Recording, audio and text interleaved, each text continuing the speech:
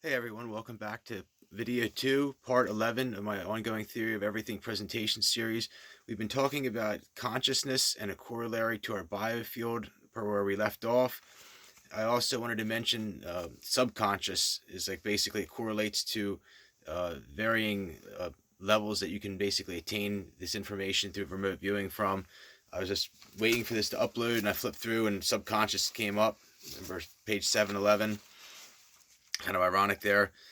It kind of gets into the whole term subconscious, gets into Freudian psychoanalytics and the notion of the ego, the superego, and the id.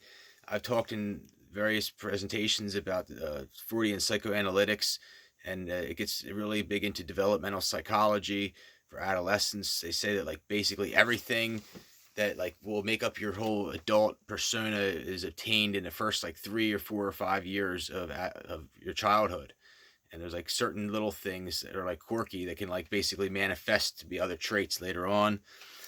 Very interesting there. It gets into like oral and anal retentive personality traits.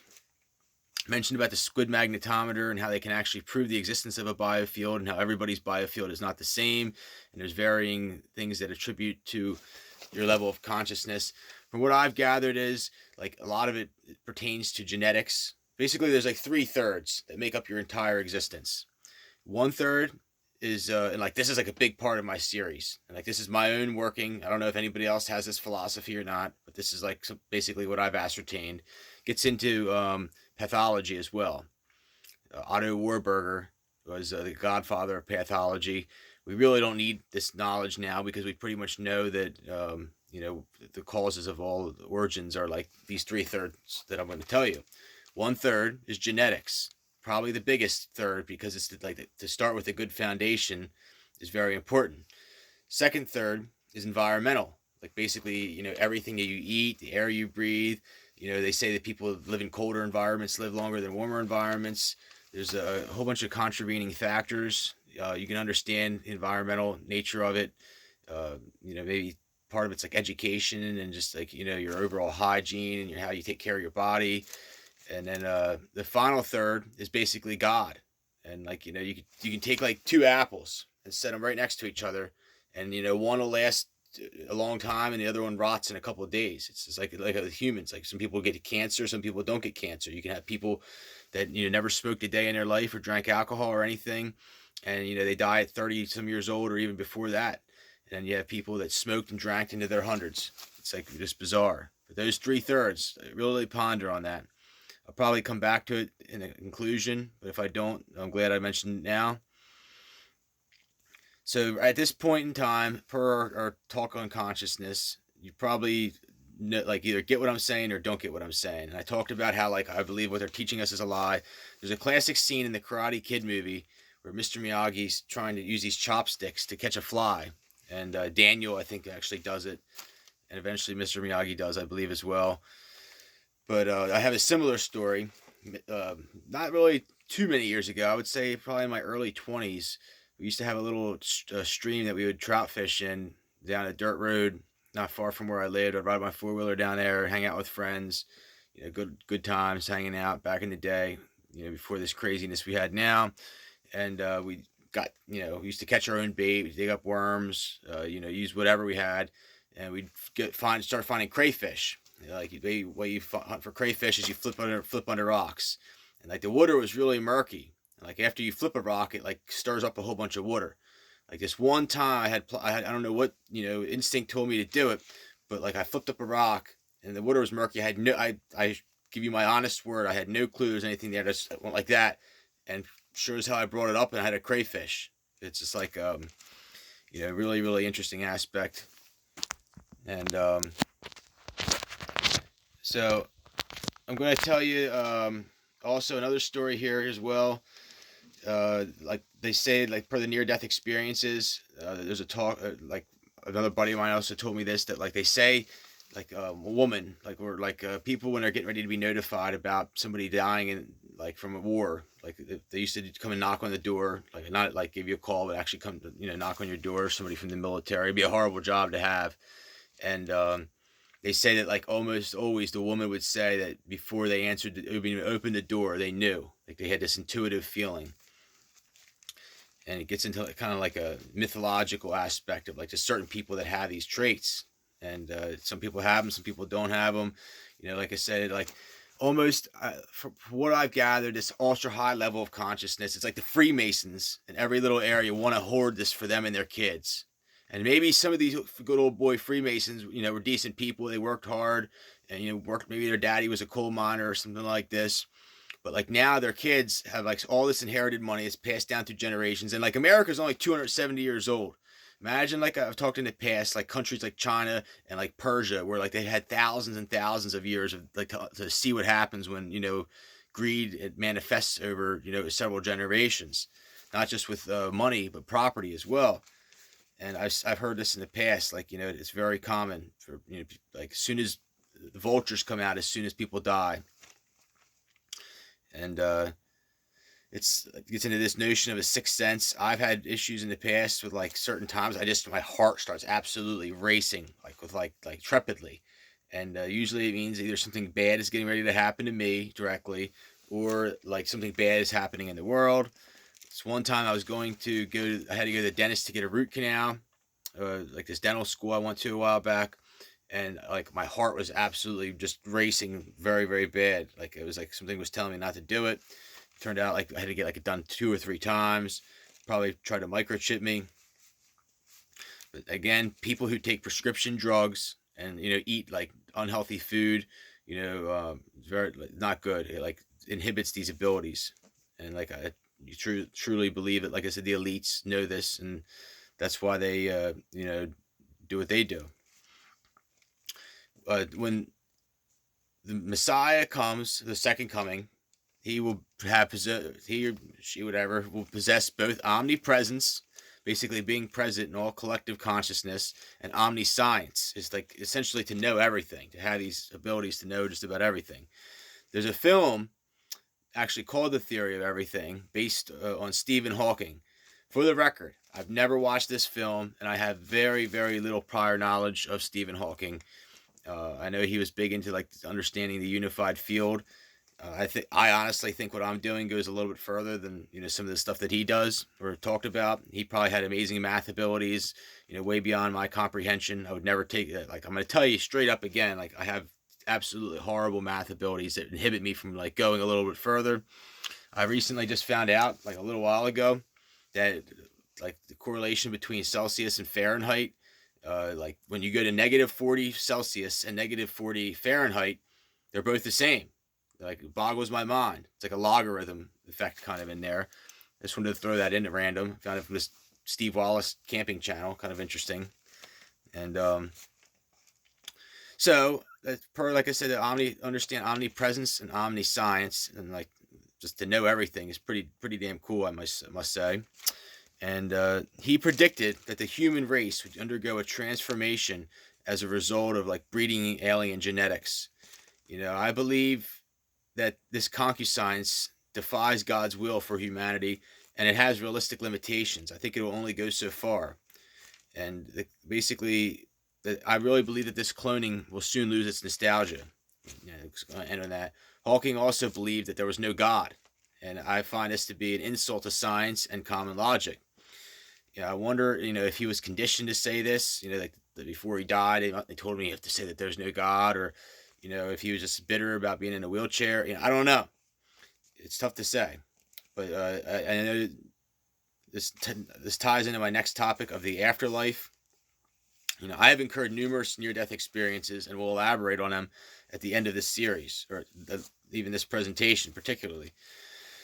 And I've also incurred the subsequent phenomenon, like outer-body experiences, an ascension, and just other things. It basically changes you. I mentioned it changes your perception of time. And I'll post a link to the after effects of near-death studies. I really believe that, like, after everything's said and done, whoever's still living after this coronavirus / nuclear war, biological, chemical, electronic, psychological warfare that's going on, I believe everybody's gonna always have be a near-death experiencer. That's gonna like probably alter the genetics of humanity, and it takes 7 years for the after effects to basically be instilled in you, right? To experience the after effects. You would never know this unless you actually, these dedicated people at the International Association of Near-Death Studies and people like Dr. Bruce Greyson did all these years of research. And it's like almost like alien phenomenon. So this is a huge part of my series going into the afterlife. I'm going to give you, my take. Many people have struggled to gain insight into this quandary for ages. I mean, like, this is like the age-old thing. Like, what happens when we die? And like, I've put a lot of thought into it. And I think, like, given my near-death experiences, I have like a little more insight than the average person. Like, I've broken free. Like, a big part of it was in 2015 when I broke free from, like, oh, if you go here, you're going to go to, like, if you start looking into this, you're going to go to hell, or like, it's not good. And it's like, I found like the Roman Catholic Church and modern Christianity is like 90% of the problem. And like, the people that say the earth is only 5,000 years old and all, this nonsense. But I can tell you right now, heaven is real, like, guaranteed. The term Empyrean describes the highest level of heaven. If you go like and study architecture and artwork, there's innumerable like paintings of like these cherubs and angels and just like a heavenly like aura aspect of many of like the halo, and there's definitely a real aspect to heaven. I truly believe this, and the Bible explains 3 levels of heaven. I talked about this in the last one, and I really believe that like through the blood of Jesus Christ is like the ultimate highest level of heaven. Billy Graham, right before he died, came out and like said he changed his mind, that like he like does believe that there's other ways to heaven besides through Christ. I believe that there's 3 levels essentially, and there's other corresponding aspects to this as well. My favorite is the happy hunting grounds. Like, I've seen innumerable cloud formations that like kind of lead me to this understanding. And like I told you, it's like the spirit that really is the strongest out of the whole thing. Like the Father, Son, yes, but like the spirit is what transcends, and the spirit is like what encompasses like the evil and the positive energy, and it's like stronger than like the other aspects.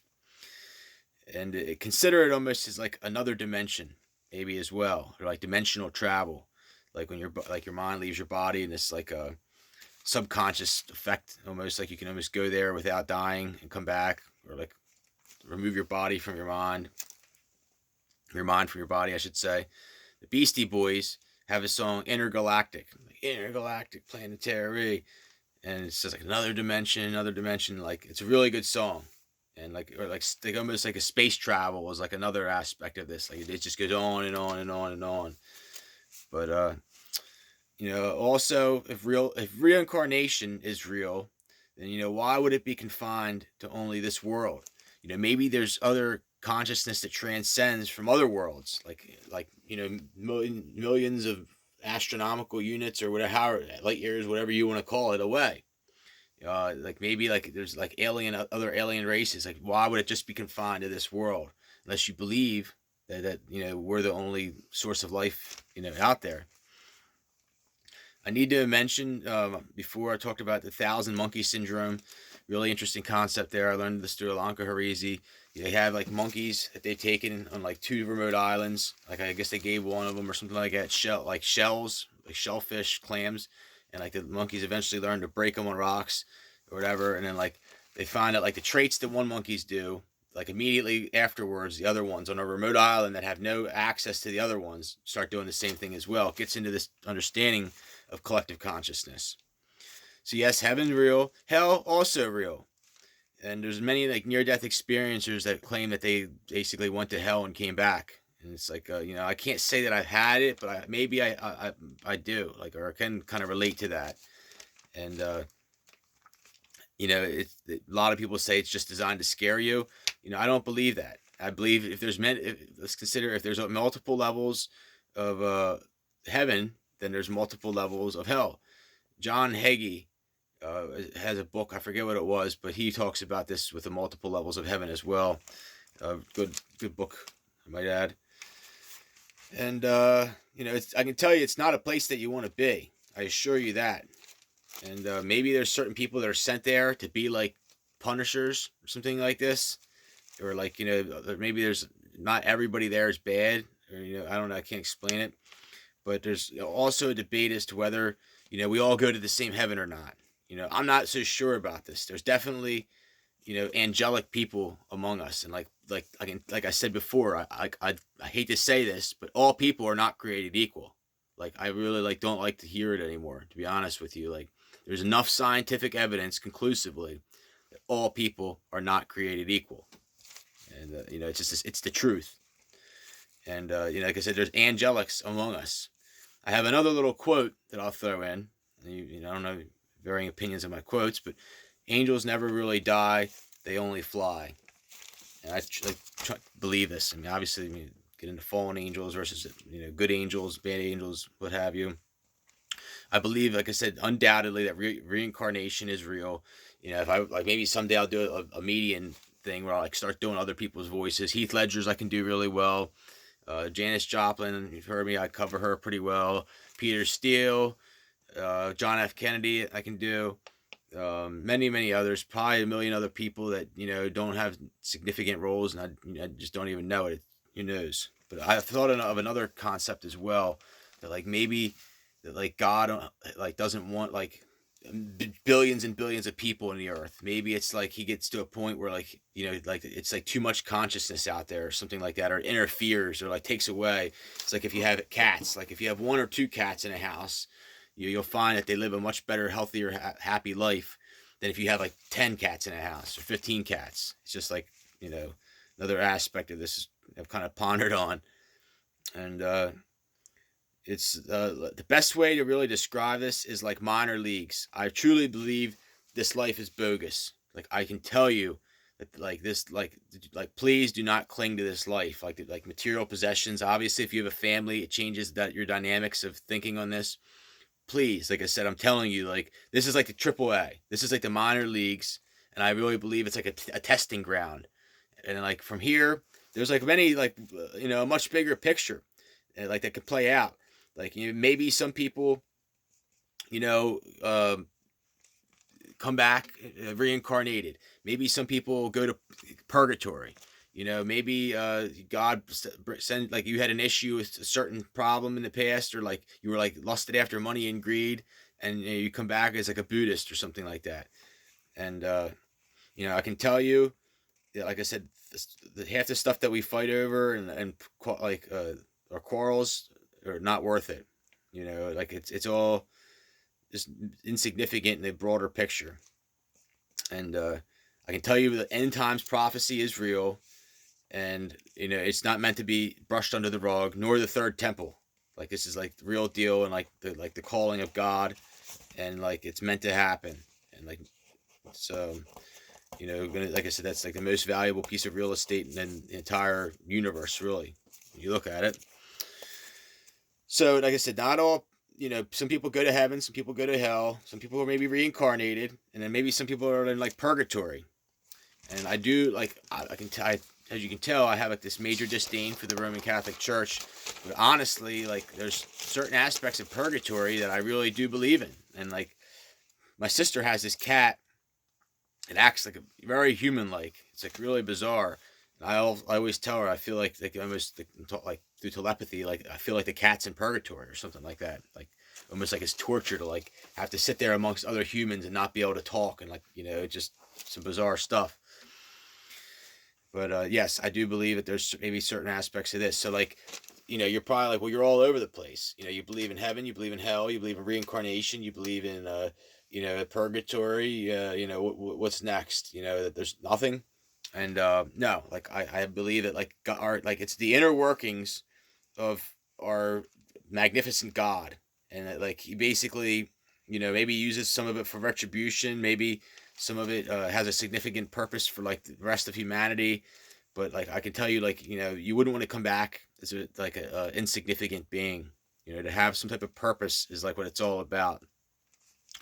And I mentioned before the book Sailing Around the World Alone by Joshua Slocum. Amazing read. If it's really true, it's one of the most mind-boggling things. Back in 1800s, this guy sailed all not just once or twice, but all around the North Atlantic, all the way down, this the Pacific, Caribbean, all over. He had this he had this analysis of bait fish, and he just said that like he like saw countless bait fish that would swim under his boat for years, and that like certain ones were just, it was like they were meant to be eaten by bigger fish. Like they knew it, and it was like their purpose in life. Kind of interesting there. Kurt Cobain had, I forget what song it was. The animals I trapped have all become my friends, and it's okay to eat fish because they don't have any feelings. Something like that. Something in the way the song was from. For Dr. Bruce Greyson's analysis of near-death experiences, there's two themes that are very consistent. Basically, people come back. Many of them come back as Buddhists, like the whole thing. Like I kind of embrace. Like they just like, you want nothing, you detest materialism, and just hold a purer way of life and like a purer field that basically manifests. And then there's other ones where like people come back like that were like very greedy and self-centered, come back like very selfless and not greedy.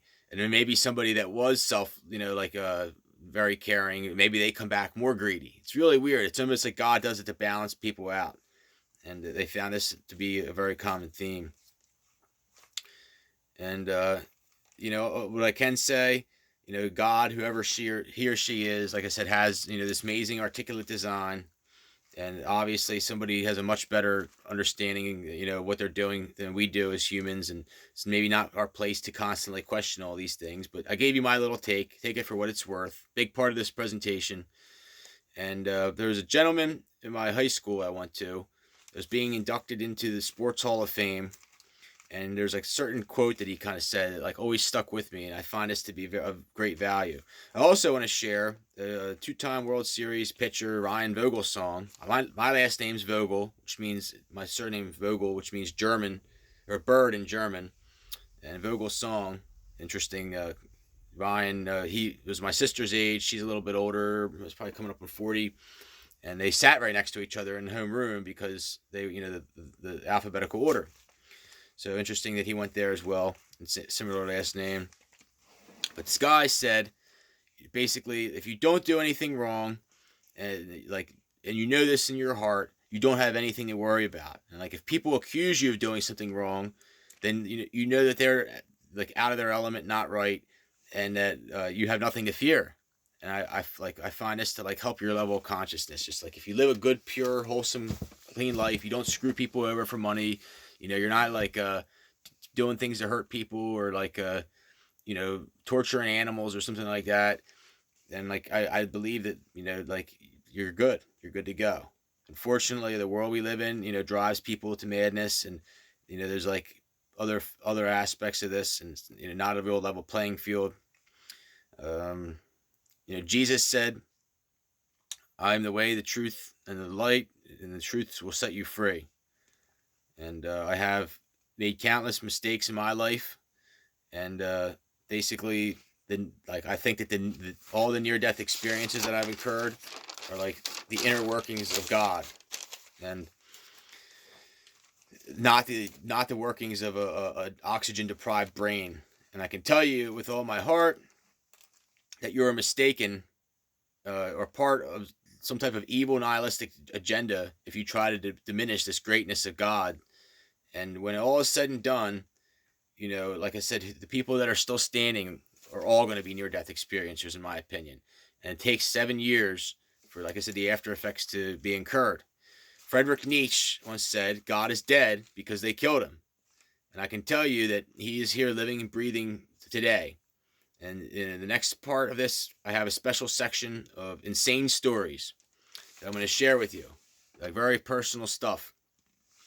And for legal protection, considering the following to be accounts, like basically for entertainment purposes, for legal protection, consider the following to be for entertainment purposes based on true stories. Perhaps when I get done this, I'll start to write my book that I talked about before. I've been kind of holding off for a while, but maybe I'm getting to a point where I'll consider it. And there are certain elements and themes that I want to incorporate about, the use of heroin, opioid epidemic. And, I've had firsthand knowledge about this and saw how it really played out. I don't want to I don't want to do this for money. Like if I did write a book, and that's the main reason it upsets me. They suppress me so much. But if I were to do a book and incorporate this element of like about stuff, I wouldn't want people in the end to say, oh well, like I was doing it like to try to twist things, to make money. A person I knew once said, why do people write books? And like most of the time it's to make money.